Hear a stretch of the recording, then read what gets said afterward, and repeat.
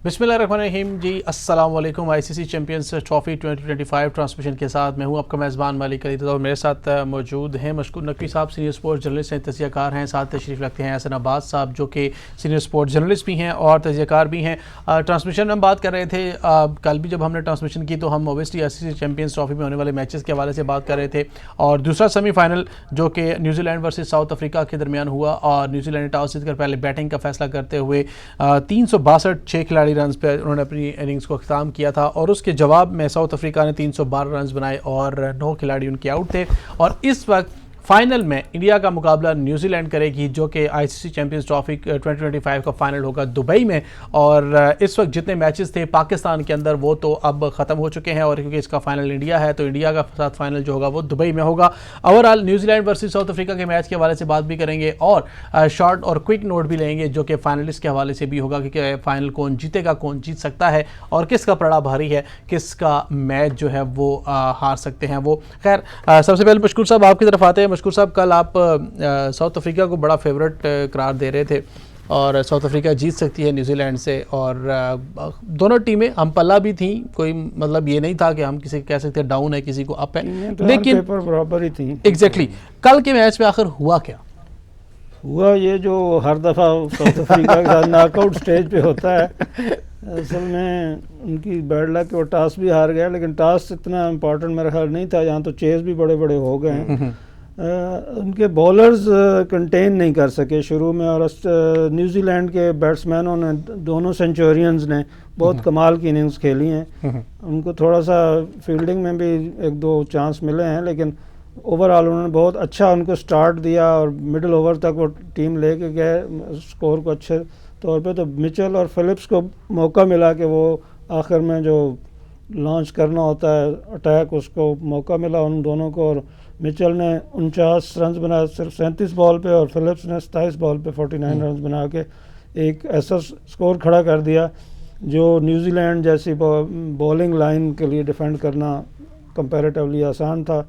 और south Africa का start भी अच्छा ना हो सका, रिकल्टन जल्दी आउट हो गया, हालांकि उनका इंटेंट वो शो कर रहे थे।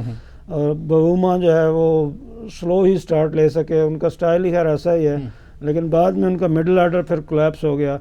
तो वही हुआ जो हमेशा होता है साउथ सही। अफ्रीका। एहसन, आप क्या समझते हैं कल के मैच के हवाले से? कल आपको कहाँ पे साउथ अफ्रीकन टीम, वो तो आपकी फेवरेट है, और वो कहाँ पे आपको लगा कि मैच जो है वो लूज़ कर चुकी है? देखिए, न्यूजीलैंड की बैटिंग की अगर हम सबसे पहले बात करें तो स्टार्ट से ही उनकी बैटिंग में इंटेंट नज़र आया। जिस तरह रविंद्रा ने और विलियमसन ने इनिंग्स को कैरी किया, ये इंटेंट मिसिंग था साउथ अफ्रीकन ओपनर्स में।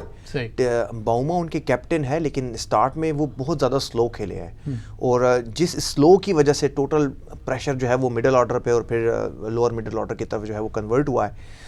अगर थोड़ा सा बाउमा की अगर आप देखें ना तो उन्होंने 50 रन्स जो है वो 70 बॉल्स में उन्होंने 50 बनाने के लिए भी तकरीबन कुछ 7 से 8 बॉल वेस्ट किए हैं। तो हम मुझे थोड़ी सी झलक नज़र आ रही थी बाबर आजम की तरह की। लेकिन खैर हम नज़र आ गए। लेकिन देखें आखिर में जब उन्होंने अटैक भी किया ना तो वो सेंटनर के ख़िलाफ़ किया जो कि इस वक्त न्यूजीलैंड के टॉप स्पिनर है और फिंगर स्पिनर है और मेरा ख्याल है दुनिया के अच्छे स्पिनर्स में उनका शुमार होता है। तो उनके खिलाफ अटैक किया, लीडिंग एज निकला और कैच आउट हो गए। तो मुझे लगता है कि अगर उनकी जो ओपनिंग है वो थोड़ा सा फास्ट ट्रैक में खेलती जिस तरह न्यूजीलैंड की इनिंग्स में चल रही थी, तो शायद जो नीचे प्रेशर है वो आपका मिडल ऑर्डर और लोअर मिडल ऑर्डर की तरफ ना आता।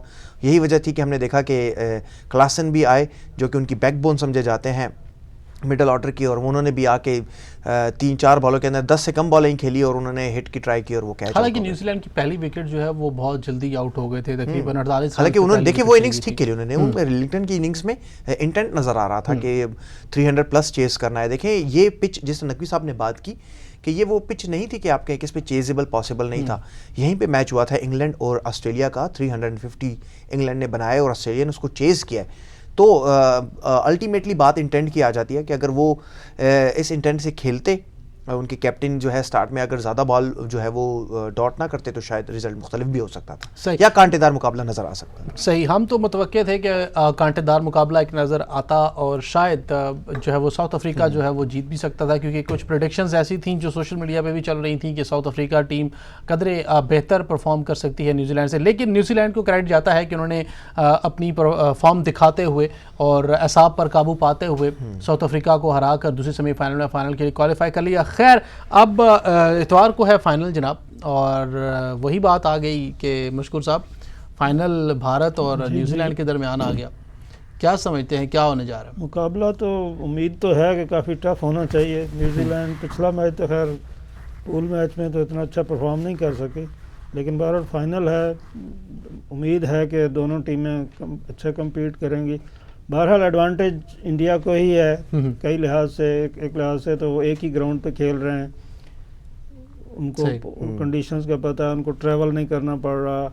उसके अलावा ये कि उनके पास 3-4 एक किस्म का उनका होम ग्राउंड बना हुआ है ना, दुबई किस्म का होम ग्राउंड भी आप कह सकते हैं। अच्छा, उनके कैप्टन तो डिनाई कर रहे हैं, नहीं डिनाई बेशक कर रहे हैं, कोच ने भी कल डिनाई किया है कि जी हमारा कोई होम ग्राउंड ये नहीं है, हम तो प्रैक्टिस भी बाहर एकेडमी में जाके करते हैं। और ये एक हद तक उनकी बात बहरहाल सही भी है कि ये पॉलिटिकल डिसीजन था, खिलाड़ियों ने डिसाइड नहीं किया था कि हम नहीं जाते। अगर वो इधर भी आना पड़ता तो उनकी टीम ऐसी है कि वो लाहौर और कराची में भी उनकी टीम परफॉर्म कर सकती है मेरा ख्याल है।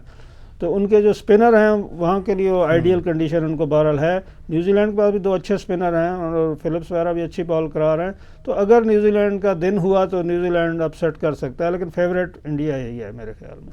देखिए, जैसा नवकी साहब ने बात की ना पिच और ग्राउंड की फेवरेटिज्म की, 3 स्टेटमेंट्स अभी तक इंडियन बोर्ड या खिलाड़ियों की तरफ से आई हैं। रोहित शर्मा ने सबसे पहले प्रेस कॉन्फ्रेंस में ये बात क्लियर की थी कि ये हम यहाँ तो हमारा होम ग्राउंड नहीं है, हम यहाँ तो प्रैक्टिस या मैच भी कम खेलते हैं, इंडिया की अलग बात है। फिर उसके बाद गौतम गंभीर उनके जो हेड हैं उनकी तरफ से भी बयान आया कि भाई ये हमारा होम ग्राउंड नहीं है, हमारी चॉइस नहीं थी यहाँ पे खेलना, ये तो हमारी मजबूरी है। लेकिन मोहम्मद शामी जो इंडिया के पेसर हैं उनकी तरफ से एक स्टेटमेंट सामने आई है कि हाँ, हमें क्योंकि हम यहाँ पे खेलते हैं और लगातार किसी भी पिच पे आप मैच खेलते हैं तो आपको उसका एडवांटेज होता है, और पिच कैसा बर्ताव करेगी वो हमें अंदाज़ा हो गया था। इस वजह से हम ये समझते हैं कि हमें ये शायद यहाँ पे थोड़ा सा फेवर मिल रहा है। अच्छा, ऑन दी अदर हैंड अगर हम बात करें तो जैसा नबी साहब ने बात की, यस इंडिया ऑन पेपर तो मजबूत है, साइकोलॉजिकल भी मजबूत है। लेकिन एक और बात कहूँ आप ले लिया, आपको जब आपको हर तरफ से एडवांटेजेस और टॉप पे जा रहे हो ना, तो फिर आखिर में कहीं ना कहीं आप चोक कर जाते हैं। जैसे इंडिया के साथ हुआ था वर्ल्ड कप के फाइनल में, इंडिया के अंदर ही होम क्राउड उनका था, पिचेस उनकी थी, कंडीशंस उनके मुताबिक थी, और प्रेशर भी इसी का था। और प्रेशर जब ज्यादा होता है ना तो अल्टीमेटली का प्रेशर और यस होता है। बिल्कुल परफॉर्म करने का भी एक अलग प्रेशर होता है। और यहाँ पे दुबई में भी इंडियन क्राउड जो है वो सबसे ही ज्यादा होगा न्यूजीलैंड की, अगर हम कंपैरेटिवली बात करें। मैं यहाँ पे थोड़ी सी बात करना चाहूँगा न्यूजीलैंड की टीम की। अली, गुज़श्ता 7 साल में हमने ये देखा है कि न्यूजीलैंड की team top of the line जा रही है इस वक्त। जितने भी आईसीसी टूर्नामेंट गुजरे हैं उनके अंदर उन्होंने बहुत आला परफॉर्म किया है और अच्छा क्रिकेट खेला है, और वो हमेशा टॉप 4 में रहे हैं। थोड़ी सी अगर हम बात करें तो 2019 का जो वर्ल्ड कप था उसकी फाइनलिस्ट थी न्यूजीलैंड की टीम। उसके बाद फिर 2021 का T20 वर्ल्ड कप हुआ, उसकी भी फाइनलिस्ट रही थी। अच्छा, फिर उसके बाद अगर हम बात करते हैं 2022 के वर्ल्ड कप में, T20 वर्ल्ड कप जो कि दोबारा हुआ था 1 साल के गैप के, उसकी भी सेमीफाइनलिस्ट रह चुकी। फिर दोबारा हम बात करते हैं 2023 में वर्ल्ड कप हुआ, उसकी भी सेमीफाइनलिस्ट रही। सुपर 8 का मलहरा T20 वर्ल्ड कप तक रहा। फिर उसके बाद अब आप देखें चैंपियंस ट्रॉफी 2025 आई है और उसकी भी वो फाइनलिस्ट है। तो ओवरऑल एक कम्पैक्ट किस्म की टीम है। इसके बहुत सारे फैक्टर्स हैं। देखें, अगर आप कंपैरेटिवली देखें ना तो न्यूजीलैंड की कुल आबादी कितनी है? मेरा ख्याल है कोई 5.5 मिलियन के राउंड अबाउंड है। ये लाहौर से आधी आबादी है। सही। तो हमें ये देखना होगा कि वो करते क्या है, उनकी रूटीन क्या है। सिर्फ क्रिकेट में नहीं, रग्बी के अंदर अगर आप उनकी टीम देखें, उनके बाकी स्पोर्ट्स में देखें तो वो बहुत आगे तक जाते हैं। उनका हर खिलाड़ी, हर एथलीट का जो फिटनेस लेवल है वो अप टू दी मार्क है। तो हमें ये देखना होगा कि आखिर वो क्या करते हैं, क्या है उनकी रूटीन, क्या है उनकी स्ट्रेटजी, क्या है उनकी डाइट, क्या है, वो क्या माइंडसेट लेके चाहते हैं कि उनके एथलीट्स, उनके स्पोर्ट्स के जो खिलाड़ी हैं वो इतना आगे तक जाते हैं। तो मेरे ख्याल में न्यूजीलैंड की टीम जिस तरह से पिछले कुछ अर्से में परफॉर्म करती आ रही है, आगे भी परफॉर्म करती रहेगी, और अल्टीमेटली वो नंबर 2 पे तो पहुंच ही गए, रनर अप तो होंगे ही होंगे। तो मेरे ख्याल में अभी तक उनका जो अचीवमेंट है, जो वो लेगेसी है, वो कंटिन्यू है। सही।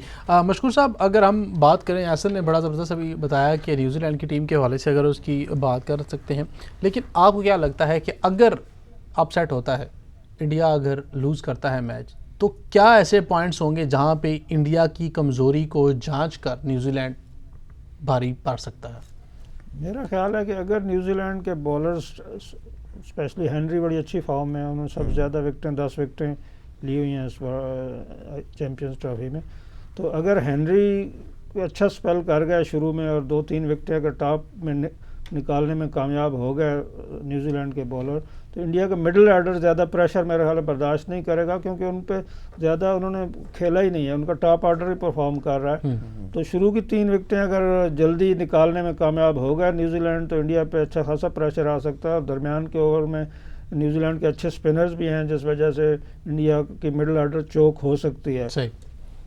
अच्छा ऐसा, क्योंकि हम देखते हैं कि जब भी इंडिया का कोई भी मैच होता है, और खैर पॉलिटिकली उनको जो फेवर दी गई वो तो एक अलग, हम उसको डिबेट है उस पर तो हम डिस्कस कर सकते हैं, लेकिन अभी जो वाइस प्रेसिडेंट बीसीसीआई के जो कि पाकिस्तान आए हैं, इनका क्या रद्द-ए-अमल है यहाँ पर, और इनसे बारहा क्वेश्चंस भी किए गए कि वो पाकिस्तान वर्सेस इंडिया सीरीज़ के हवाले से, फिर टीम के आने के हवाले से, तो ओवरऑल कैसा उनके दौरे को आप देख रहे हैं कि वो यहाँ पर मौजूद हैं, किस तरह सा रिस्पांस है? और इसके बाद हम बात करेंगे जो इंडियन जर्नलिस्ट यहाँ पर थे, काफ़ी ज़बरदस्त उनका जो है इस्तकबाल भी किया गया, और विक्रांत गुप्ता और दूसरे जो थे। खैर ओवरऑल बीसीसीआई के वाइस प्रेसिडेंट के हवाले से अगर आप बताएं कि क्या उनका दौरे के मुहरक़ात थे, और क्या अब तक कुछ ब्रेक थ्रू मिल सकता है या नहीं? नहीं, ब्रेक थ्रू तो हम कोई सच एज एक्सपेक्ट नहीं कर सकते। वो पहली दफ़ा नहीं आए, वो इससे पहले भी आ चुके हैं, पाकिस्तान का दौरा कर चुके हैं। आईसीसी का इवेंट देखें, चैंपियंस ट्रॉफी एक वर्ल्ड कप के बाद, T20 वर्ल्ड कप के बाद देखें तो दूसरा सबसे बड़ा इवेंट है, और इसके अंदर आपकी टॉप की 8 टीमें खेलती हैं। तो ऐसे होस्ट कंट्री के अंदर सिर्फ इंडिया की टीम, बीसीसीआई की जो सदर हैं, उनका दौरे को चलो मीडिया में आ गए, लेकिन उसके साथ बांग्लादेश के भी आए थे। उसके अलावा बाकी उससे पहले भी टीमें आती रही हैं, उनके हेड कोच और उनके मैनेजमेंट जो है वो चक्कर लगाती रही है। मैं नहीं समझता कि उनके दौरे से यहाँ पे कोई आउटकम एक्सपेक्ट करनी चाहिए, क्योंकि उन्होंने अपने बयान में कह दिया कि ये बोट टू बोट का नहीं बल्कि हुकूमतों का मामला है, और ये इस पे हमारा कोई जोर नहीं चलता। अगर हमारे बस में होता तो हम खिलाड़ियों को भेजते। तो मुझे नहीं लगता कि ऐसा कोई आउटकम एक्सपेक्ट की जाती। हाँ, आपने थोड़ी देर पहले जो टीम्स के हवाले से बाल्स के भारती नक्की साहब से जो सवाल किया, कमजोरी मुझे अभी तक तो ऐसी कोई नज़र नहीं आती। To be very honest, Indian team और न्यूजीलैंड दोनों टीमें इस वक्त हम पल्ला नहीं कह सकते, लेकिन 1 और 2 नंबर पर कह ही सकते हैं। उसकी वजह इंडिया की इस वक्त जो बॉलिंग लाइन है वो टॉप ऑफ द लाइन है। स्पिन बॉलिंग की मैं बात कर रहा हूँ, और वो अपना एक माइंडसेट लेकर, गेम अवेयरनेस लेकर ही आए हैं। गेम अवेयरनेस की पॉइंट ऑफ व्यू से आपकी जो इंडियन टीम है वो बहुत आगे है। स्टार्ट की 2-3 विकेटें निकालना ही सबसे बड़ा चैलेंज है इंडिया टीम के लिए, न्यूजीलैंड की टीम के लिए इंडिया की निकालना, क्योंकि देखिए विराट कोहली को आउट करना है आपने, रोहित शर्मा को आउट करना है, क्योंकि रोहित शर्मा इस वक्त अभी तक जितने भी मैचेस खेले हैं उन्होंने अपना इंटेंट शो किया कि वो अग्रेसिव ही उन्होंने शो कर रहे हैं। उसकी वजह है क्यों कि नंबर 8 तक जाके अली उनके पास बैटिंग लाइन है। जडेजा उनका जो है वो 8वें नंबर पे आके बैटिंग करता है, ठीक है। इससे पहले शिराज अय्यर है, उससे पहले अशर पटेल है, फिर अशर पटेल आपकी लेफ्ट आर्म स्पिन बॉलिंग है इस तरफ, और फिर दूसरी तरफ उस मिचेल सेंटनर है, आपके पास सेंटनर है न्यूजीलैंड के पास। इधर वरुण चक्रवर्ती है, लेकिन उसके पाए का दूसरा बॉलर नहीं है वहाँ पे ब्रेसवेल है, उनकी बॉल काफ़ी ज़्यादा टर्न भी कर रही है। फिलिप्स भी है, फिलिप्स थोड़ा सा एंगुलर बॉल करते हैं, परेशान भी करते हैं बैट्समैन को, लेकिन जब तक बैट्समैन अपनी गलती खुद ना करे तो फिलिप्स की बॉल पे विकेट लेना कोई, मैं कहूँ कि इतना आसान नहीं होता फिलिप्स के लिए। हाँ, सेंटर के हवाले से मैं बात करूंगा कि सेंटनर इस वक्त जो है दुनिया के वाहिद बॉलर नज़र आ रहे हैं, और न्यूजीलैंड में भी विटोरी के बाद कोई ऐसे बॉलर नज़र आए हैं कि देखिए एक टाइम था, 90s का टाइम था कि जब बॉलर फ्लाइट करते हुए डरता था, वो भाई ने तो ग्राउंड से बाहर ही मुझे फेंकना है, लेकिन ये फ्लाइट करते हैं बॉल की स्लो, फिर इनका एक्शन जो है वो थोड़ा सा ब्रेक लेता है, थोड़ा सा रुक के बॉल करवाते हैं और आखिर में अपनी रिस्ट को यूज़ करते हैं। फिर तीसरी बात है कि थोड़ा एंगुलर करने की कोशिश करते हैं, तो इस वजह से थोड़ा सा ना बिल्कुल एक यूनिक किस्म के बॉलर है। अगर वो विकेट नहीं ले रहे तो वो रन्स भी बनाना नहीं देते। तो दूसरे एंड पे अगर हम देखें तो पटेल भी इस वक्त फॉर्म में अच्छी बॉल करवा रहे हैं, विकेट टू विकेट बॉल कराते हैं पटेल, बिल्कुल विकेट से इधर उधर बॉल नहीं करते। फिर वरुण चक्रवर्ती के बारे हम कल काफ़ी डिटेल से हम बात कर चुके हैं। तो ओवरऑल देखें तो एक मज़ेदार मुकाबला मेरे ख्याल में एक देखने में, क्योंकि इससे पहले दोनों टीमें दुबई में एक मैच खेल भी चुकी हैं। साउथ अफ्रीका होता तो हम समझते थे कि वो परेशान हो सकता था, लेकिन न्यूजीलैंड प्रिपेयर होकर आएगी। विलियमसन उनके फॉर्म में है, रविंद्रा जो है वो उनके फॉर्म में है, और विलियमसन क्योंकि कैप्टनसी का एक बड़ा एक्सपीरियंस रखते हैं, ओवरऑल अगर आप देखें ना न्यूजीलैंड की पूरी टीम तो बिल्कुल कूल माइंडेड टीम है। बिल्कुल आपने नहीं देखा वो कोई जरा भी प्रेशर को जरा कैप्टन नहीं, वो हाँ, कभी लाते ही नहीं है, वो कहता है बस ठीक जब है। 2019 का वर्ल्ड कप इंग्लैंड से हारे थे, जो कि लगता है कि उनसे थोड़ी सी ज्यादती भी हुई थी अंपायरिंग के डिसीजन की वजह से, तो तब भी आप देखें ना तो उनका बिल्कुल कूल माइंडेड थे, कोई हाइपर नजर नहीं आया, कोई ऐसा गुस्सा नजर नहीं आया, कोई येलिंग करते हुए नजर नहीं आए। तो मेरे ख्याल में एक अच्छी टीम है, एक अच्छा कॉम्बिनेशन है उनके पास इस वक्त और एक अच्छा मुकाबला देखने को मिलेगा। मशकूर साहब, फाइनल आपसे कमेंट लेते हैं और इसके बाद एक क्वेश्चन है वैसन के हवाले से, जो कि हम जर्नलिस्ट के हवाले से बात करते हैं। ओवरऑल अगर हम आपसे पूछते हैं कि जो जर्नलिस्ट यहाँ पर आए उनको बहुत ज़बरदस्त किस्म का लाहौर में वेलकम किया गया और वो सड़कों पर घूमे फिरे, बड़ा इन्जॉय भी किया उन्होंने और बहुत ज़बरदस्त कहते हैं क्राउड ने भी उनको वेलकम किया। ओवरऑल आप क्या समझते हैं, क्या ये गेस्टर जो पाकिस्तान की तरफ से है, इंडियन को थोड़ा सोचना चाहिए इस हवाले से? जब पहले तो मैं उस पर एक जो पिछला सवाल था उस पर एक छोटा सा कमेंट करूँगा कि न्यूजीलैंड को जीतने के लिए वही रोल किसी बॉलर को अदा करना पड़ेगा जो आमिर ने चैंपियंस ट्रॉफी 2017 के फाइनल में किया था। उस तरह का अगर कोई स्पेल हो गया तो फिर तो इंडिया को बाहर किया जा सकता है, वरना मुश्किल है। अब आते हैं सवाल की तरफ। तो अली साहब, ये पहली दफ़ा नहीं है कि जब इंडियन जर्नलिस्ट या उनके खिलाड़ी या उनके बोर्ड के लोग यहाँ हैं, ये आना जाना हमेशा से ही लगा रहा है और बोर्ड टू बोर्ड और पीपल टू पीपल हमारे राब्ते अच्छे हैं, इसमें कोई शक नहीं है। खिलाड़ियों के भी आपस में 70 से हम देखते हैं कि बड़े अच्छे ताल्लुकात रहे हैं। गवास्कर, ज़हीर अब्बास, मियांदाद, इन सब के आपस में बड़े अच्छे राब्ते थे। अभी भी खिलाड़ियों का कोई आपस में मसला नहीं है, इवन बोर्डों का कोई मसला नहीं है। ये एक पॉलिटिकल इशू बन गया है जब से 2014 के इलेक्शन में बीजेपी जीती है। उसके बाद उन्होंने एक स्टांस ही बना लिया कि हमने पाकिस्तान नहीं जाना, बल्कि ना पाकिस्तान को बुलाना है और ना जाना है। तो ये एक जिद सी बना ली है उन्होंने मोदी साहब के। तो ये जब तक मोदी साहब उनकी पोस्ट पे हैं, प्राइम मिनिस्टर पे या बीजेपी वहाँ पे इक़्तिदार में है, तब तक तो मुझे नहीं लगता कि पाकिस्तान और इंडिया के बायलैटरल रिलेशंस जो है क्रिकेट या बाकी खेलों के हवाले से बहाल होंगे। हाँ, कोई और गवर्नमेंट आ जाती है तो फिर उसमें क्या हो सकता है। सही। एहसन, जर्नलिस्ट के हवाले से आखिरी क्वेश्चन आपकी तरफ के, जर्नलिस्ट जो हैं जो पाकिस्तान आए हैं, ज़बरदस्त वेलकम किया, ओवरऑल आप क्या देखते हैं पाकिस्तान का एक जो पॉजिटिव इमेज है वो दुनिया के सामने क्या है? देखिए अली, जब हम कोई भी मैच देखने जाते हैं, आईसीसी का इवेंट हो या पीसीबी का इवेंट हो, तो बहुत सारे जर्नलिस्ट आते हैं स्टेडियम के अंदर, उनसे हमारी काफ़ी इंटरेक्शन होती है, गपशप भी लगती है। तो कभी भी हमें कोई ऐसा जर्नलिस्ट वापस पाकिस्तान से जाके नहीं मिला कि उसने कहा हो कि भाई मुझे वो माहौल नहीं मिला या मुझे मेरे साथ कोई मसला पेश आया है। विक्रांत गुप्ता इस वक्त बहुत फेमस जर्नलिस्ट हैं सब कॉन्टिनेंट्स में ख़ास तौर पे, और पाकिस्तान और भारत के हवाले से बहुत अच्छे कमेंट्स करते हैं। उनकी कमेंट्री, उनके कमेंट्स बड़े शौक से देखे जाते हैं। उनकी फ़ैन फॉलोइंग पाकिस्तान में भी बहुत ज़्यादा है, मतलब जो भी क्रिकेट लवर है उनको उनका नाम ज़रूर पता होगा। तो जैसे ही वो पाकिस्तान आए लोगों को पता चला और हेल्मिंग किस्म का रिस्पांस लोगों ने उनको दिया। जगह जगह पे जब वो लाहौर में ही थे, लाहौर से निकलते थे, उनके वीलॉग्स जो हैं वो उस तरह लोगों ने देखे, उनसे सेल्फीज़ ले रहे थे। तो उनके अभी तक हमने जितने भी कमेंट्स देखे हैं, जितने भी हमने वीलॉग्स भी देखे हैं, तो अभी तक तो उन्होंने बहुत ज़्यादा खुश नज़र आते हैं। और अब ऐसी बात है, पाकिस्तान एक देखें हॉस्पिटलिटी के लिहाज से एक अच्छा मुल्क है और इसकी हर बंदा तारीफ़ करता है। तो जिस तरह का उन्होंने कमेंट्स दे रहे हैं, तो मुझे तो लगता है कि बाकी भी अच्छा, इससे पहले भी बहुत सारे जर्नलिस्ट हैं। जब एससीओ समिट थी पाकिस्तान इस्लामाबाद के अंदर, तो वहाँ पे काफ़ी ज़्यादा काफ़ी ज़्यादा इंडियन जर्नलिस्ट आए थे और इंडियन जर्नलिस्ट के साथ मेरा बहुत ज़्यादा इंट्रैक्शन भी हुआ था। मैंने उनके कमेंट्स भी लिए, APP के प्लेटफॉर्म से रिलीज़ भी करवाए। तो वहाँ पर भी उन लोगों से जितनी भी हमें बात हुई, कहा हमें अपने देश जैसा लग रहा है, हमें ऐसा नहीं लग रहा कि हम किसी परदेसी देश में आए हैं और यहाँ आके हमें कोई अलग किस्म का, हमें कोई एलियन समझा जा रहा है। हमें हम लोगों के साथ दोस्तों की तरह घुल मिल रहे हैं। और पाकिस्तान, इस्लामाबाद की उन्होंने बहुत ज़्यादा तारीफ़ की थी। मेरी ख्वाहिश ये है कि विक्रांत गुप्ता और जो दूसरे जर्नलिस्ट आए हैं इंडिया से, वो इस्लामाबाद भी आए, इस्लामाबाद की खूबसूरती देखें, यहाँ पे वो घूमे फिरें, क्योंकि दुनिया का खूबसूरत तरीन दूसरा कैपिटल है।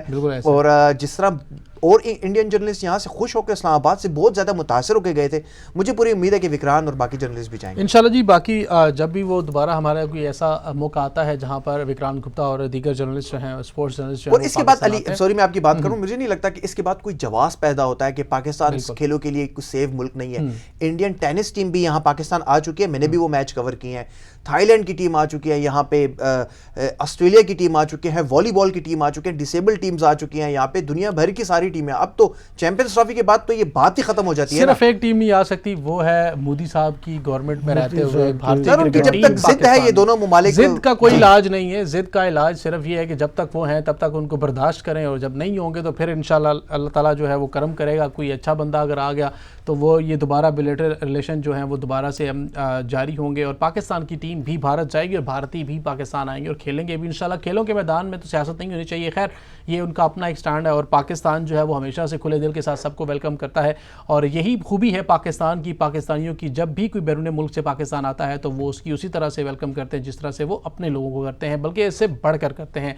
पाकिस्तान की सिक्योरिटी इदारों ने हमेशा से इस चीज़ का जो है वो तुरा इम्तियाज़ रहा है कि जब भी कोई पाकिस्तान में इवेंट होता है, जब भी कोई पाकिस्तान में ऐसा इवेंट आता है तो उसकी सिक्योरिटी बहुत ज़बरदस्त तरीके से जो है वो करते हैं, और फिर कोई भी ऐसा ना खुशगवार वाक़या ना हो तो हर तरफ से हर जगह से हर तरीके से वो इस चीज़ को मेक श्योर करते हैं कि पाकिस्तान में कोई ऐसा, किसी को भी कोई ऐसा मौका ना मिले कि वो बाहर जाकर उसके नेगेटिव कमेंट्स करे। खैर ये पाकिस्तान हमेशा से अपने मेहमानों की इसी तरह से मेहमानदारी करता रहा है, करता रहेगा, और आगे आने वाले दिनों में भी बहुत सारे इवेंट ऐसे होंगे जिसमें आपको बहुत सारे इंटरनेशनल लोग पाकिस्तान में आएंगे, और उम्मीद करते हैं कि मज़ीद भी पाकिस्तान में बड़े बड़े इवेंट्स जो कि इंटरनेशनल होते हैं वो भी हों, और पाकिस्तानियों के लिए नए मौके भी पैदा हों ताकि वो इस तरह के इवेंट्स को लाइव इंजॉय कर सकते हैं। अब तक के लिए इतना ही, हाजिर होंगे फिर एक नए प्रोग्राम में।